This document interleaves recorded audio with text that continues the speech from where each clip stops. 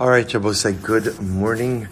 Let us begin. So we are continuing in Meretz Hashem today in Os Samich Beis in Tzidkas Hatzaddik.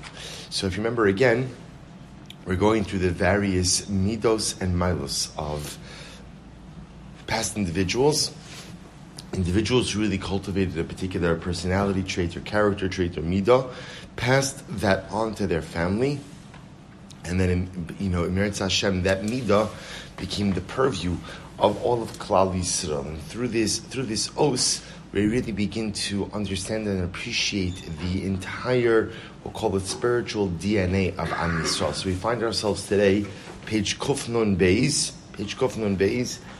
in the Be'orei Chasidus, the left-hand column. Moshe Rabbeinu alav Shalom, Zocha ba'atzmo lema'alas haTorah.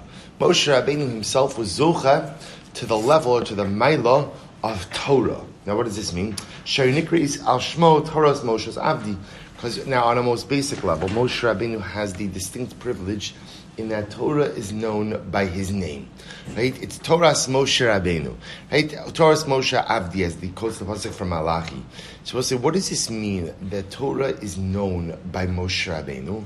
V'higam shleimus hasagas hachachma ha'elyona sha'Torah nova'as mimenu.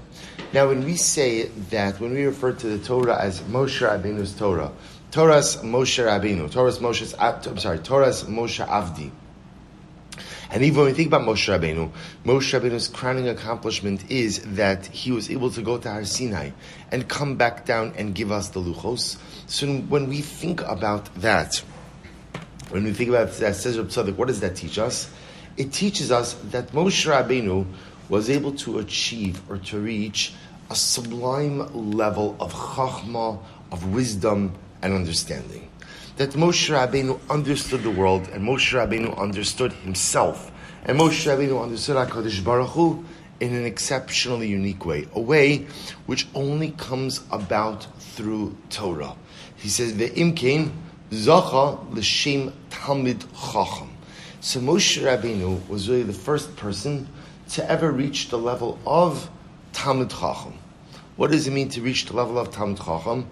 V'haisa machshavto shakua legamrei b'Torah u'ba'avodas Hashem Yisbarach b'li hefsik shel rega echad.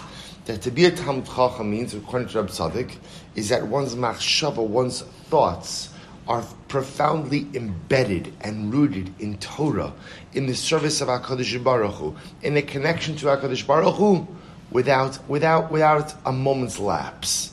It's a constant and perpetual connection to Torah and to Avodas Hashem.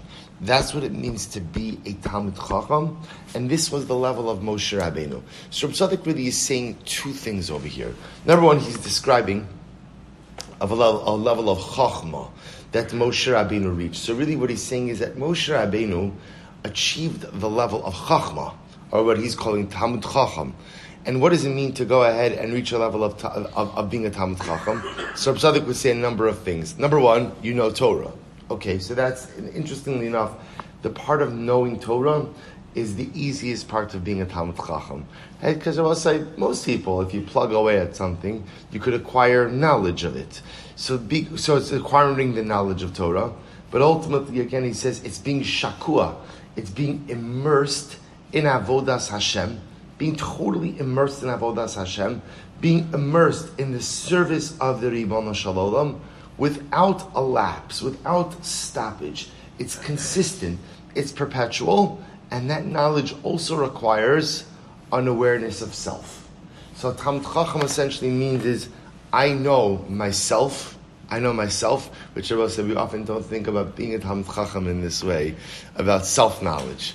But Rabbi Tzaddik says a Talmid Chacham knows himself, a Talmid Chacham knows HaKadosh Baruch Hu, a Talmid Chacham knows Torah, and a Talmid Chacham is constantly, I like this word that Rabbi Tzaddik uses, shakua, constantly immersed in the service of HaKadosh Baruch Hu, Avodas Hashem, b'li hefsek, without interruption.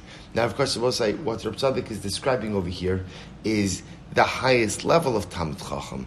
obviously we're going to see that there are, in all of these midos, just like we saw before, that there David HaMelech was a chassid. There are different levels of being a chassid. So, Aaron HaKohen, or Levi, I should say, was a tahar. There are different levels of being tahar. So too there are different levels of being a Talmid Chacham. But the definition I find quite riveting. To be a Talmid Chacham means you have to know yourself. Because most of the truth is in life, it sounds strange, many of us don't know ourselves. We don't really know ourselves. We like to create an image of who we are for ourselves, but in reality, I'm not the person who I think I am. And sometimes I'm a little bit too nervous and a little bit too frightened to actually get to know the person who I really am. And the problem is when you don't know your inner self and you aren't really in touch with who you are, it's very hard to grow in life. So Talmid Chacham knows who he is. The Talmid Chacham strives to understand who HaKadosh Baruch Hu is. And the Talmid Chacham ultimately strives to understand Torah. And the Talmid Chacham is Shakua, constantly immersed and embedded in Avodas Hashem, in the service of the Ribono Shel Olam, without stoppage, without a lapse. So Rabbi Tzaddik goes on, he says, V'kana, mai lazu be'etzem, mahuso b'pnimios nafsho. This is who Moshe Rabbeinu was in his essence. So if Levi was a tahar, and ultimately, and Yosef was a tzaddik, and David HaMelech was a chassid, Moshe Rabbeinu was the Talmid Chacham. That was his identity. He was a Talmid Chacham. Now look how beautiful this is. He says, now here's where everything changes. Because remember, up until now, we've always been following a particular model, which is, you find the individual who is the paradigmatic representation or embodiment of a particular midah. He created, so to speak, this midah. Then what happens? He passes it along to his mishpacha. And then what happens? Then that midah goes from the individual to the mishpacha and ultimately becomes accessible to all Am Yisrael. Right? That's how this works. Now Rabbi Tzaddik says there's an exception. What's the exception? The exception ultimately is the midah of Talmid Chacham. Why? Rabbi said this is incredible. Even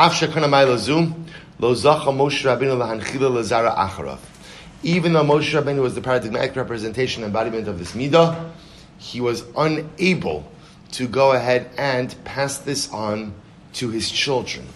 He goes, Kimosha Zacha Shara Shem Mishpacha, Kimosha Amra Vasinu Zal. Supposed to hear what's happening over here? Aaron, or Levi, I should say, could pass Tara to his children. Yosef could pass Tzidkos to his children. David could pass Chasidos to his children. But yet, ultimately, Moshe Rabbeinu was unable to pass the midah of Talmid Chacham over to his children. Why not? This is incredible. He says, Remember again,